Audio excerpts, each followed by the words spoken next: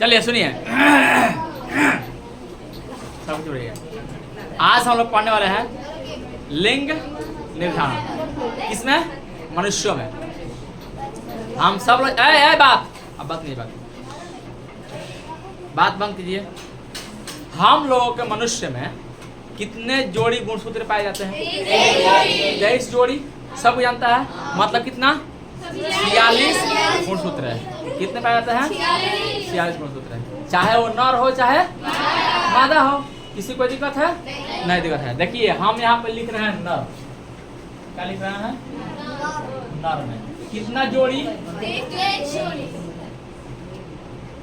23 जोड़ी। याद रखिएगा, माने याद 46 है ना। यहाँ पर लिख रहे हैं क्या? मादा। इसमें भी कितना? 23 जोड़ी या 46 को हम लोगों में गुणसूत्र देखने को मिलता है। ठीक है। अब उसमें से केवल याद रखिएगा कि जो 22 जोड़ी होता है, मतलब 44 जो गुणसूत्र होता है, बिल्कुल एक जैसा होता है। कैसा होता है? बिल्कुल एक जैसा होता है।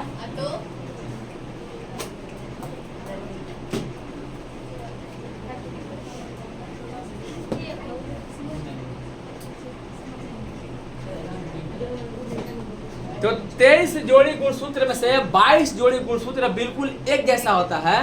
तो उसको जो एक जैसा गुणसूत्र होता है उसको कहते हैं ऑटोजोम, चाहे ऑटोसोम कहीं लिखता है। तो क्या कहते हैं? ऑटोसोम। याद रखिएगा। कितना जोड़ी? 22 जोड़ी। एक जोड़ी जो गुणसूत्र होता है उसको कहते हैं सेक्स क्रोमोसोम, मतलब लिंग गुणसूत्र कहते हैं। क्या कहते हैं उसको? लिंग गुणसूत्र है। समझ आया? सबको समझ आ गया? 23 जोड़ी में से 22 जोड़ी को ऑटोजोम कहते हैं और एक जोड़ी क्या कहते हैं? लिंग गुणसूत्र कहते हैं। क्या कहते हैं? लिंग गुणसूत्र। क्या रखिएगा? लिंग गुणसूत्र में एक जोड़ी का मतलब क्या? दुगो। तो याद रखिएगा कि मनुष्य के नर में जो एक जोड़ी गुणसूत्र होता है, जो लिंग गुणसूत्र होता है, बिल्कुल अलग अलग होता है। दो प्रकार का होता है। एक होता है एक्स और दूसरा होता है वाई। क्या होता है? एक होता है एक्स, दूसरा होता है वाई। और मादाओं में, नर में जो गुणसूत्र होता है वो दोनों का एक जोड़ी होता है। दोनों एक्स एक्स ही होता है। किसी को कोई दिक्कत? थोड़ा सा भी दोनों में हाँ समान गुणसूत्र होता है। नर में एक्स और वाई होता है। अब आपके पास ये पता है कि हम लोगों के शरीर में शरीर के प्रत्येक कोशिका में 23 जोड़ी गुणसूत्र होता है। 23 जोड़ी गुणसूत्र होता है। तो हम लोगों के नर शुक्राणु में, नर का शुक्राणु होता है युग्मक, और मादा में युग्मक क्या होता है? अंडाणु। तो बताइए कि शुक्राणु और अंडाणु माने युग्मक में कितना जोड़ी गुणसूत्र होता है? चाहे कितना गुणसूत्र होता है? आधा होता है। 23 होता है? नहीं, 23 गुणसूत्र होता है शुक्राणु में और 23 गुणसूत्र होता है अंडाणु में। जब दोनों का आपस में क्या कराता है? निषेचन कराता है। तो बाद में जो बच्चा बनता है, नया जीव जो जाइगोट बनता है, युग्मज बनता है, तो क्या बनाता है? 23 जोड़ी होता है दोनों में। समझ रहा है? सबको समझ में आ रहा है? याद रखेगा। तो 23 जोड़ी में से 22 को जो होता है, 22 को ऑटोसोम कहते हैं। 22 जोड़ी को 22 जोड़ी को ऑटोसोम कहते हैं। अब प्लस एक जोड़ी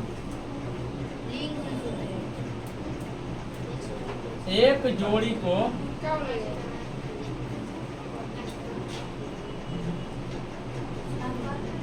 लिंग गुणसूत्र कहते हैं। किसी कोई दिक्कत?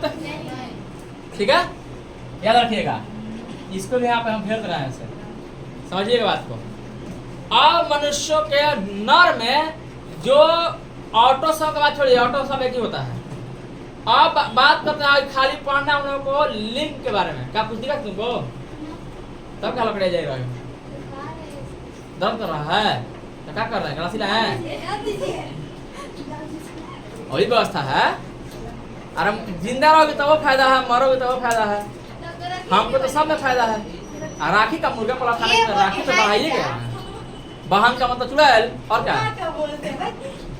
चल तो 22 जोड़ी ये होगा। एक जोड़ी लिंग गुणसूत्र होगा, ध्यान समझिए।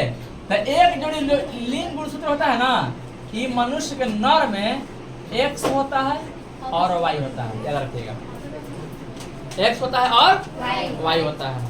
और इसमें जो लिंग गुणसूत्र होता है, इसमें लिख दें, चलिए सीधे हम लिख रहे हैं, ए यहाँ पे लिख रहे हैं, ऐसे देखिएगा, यहाँ पे लिख रहे हैं। इसमें से अगर युग्मक का बात करें, देखिएगा ध्यान से, युग्मक का बात करें, युग्मक पे कितना गुणसूत्र? 23 गो। तो नर युग्मक है, तो नर युग्मक है, तो या तो इसमें से 22 आप प्लस x होगा तब 23 हो गया, या 22 आप प्लस y होगा तभी 23 गुणसूत्र होगा। किसको नहीं समझ आ रहा है? क्या कह रहा है? नर में तो दो प्रकार के लिंग गुणसूत्र है। लिंग गुणसूत्र एक जोड़ी है, तो या तो दोनों x और y होता है, तो x और y में होगा तो या तो 22 प्लस x निकल के आएगा, नहीं तो 22 प्लस y निकल के आएगा। युग्मक में, शुक्राणु में जो अथी होगा, क्या बोलते हैं, गुणसूत्र होगा, तो 22 प्लस x होगा तो 22 प्लस y होगा कि ना। लेकिन मादाओं में से जो युग्मक होगा, युग्मक निकल के आएगा, माने अंडाणु निकल के आएगा, इसमें तो 22 प्लस x और 22 प्लस x ही होगा कि ना। किसी कोई दिक्कत है? जब निषेचन होगा तो इन दोनों दौड़ जाएगा ऐसे करने के लिए, है? तो हो सकता है कि 22 प्लस x जो है ये आकर के इससे मिल जाए, तो 22 और 22 44 और प्लस x मिल करके डबल x हो जाएगा। आज जैसा ही डबल x समान गुणसूत्र आएगा तो यहाँ पे पापा की परी आ जाएगी, पापा की परी यानी मादा ना। 44 प्लस डबल x मिल गया तो क्या आ जाएगी? मादा आ जाएगी, पापा की परी आ जाएगी। अच्छा, आई 22 प्लस y जो है, ये 22 प्लस y, चाहे 22 प्लस x है, यहाँ पर देखिएगा, रुकिए, यही 22 प्लस x इससे जाके मिल जाए, तो फिर 22 प्लस 22 44 और प्लस x, तो ये भी क्या आएगी? पापा का पापा की परी आएगी। रुको, अभी यहाँ पे मादा, चलिए मादा लिख रहे हैं।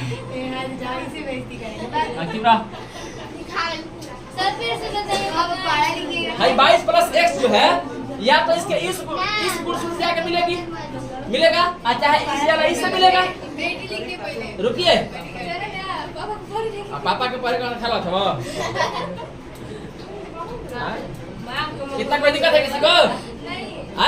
ना दिक्कत है, आज आते हैं इसमें।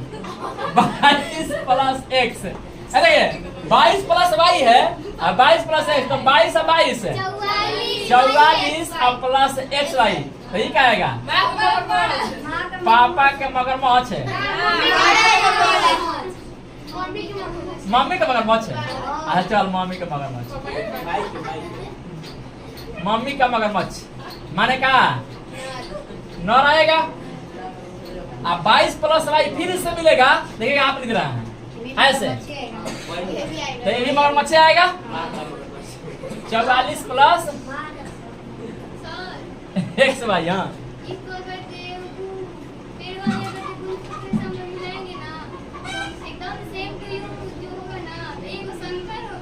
हाँ, शंकर होगा सर।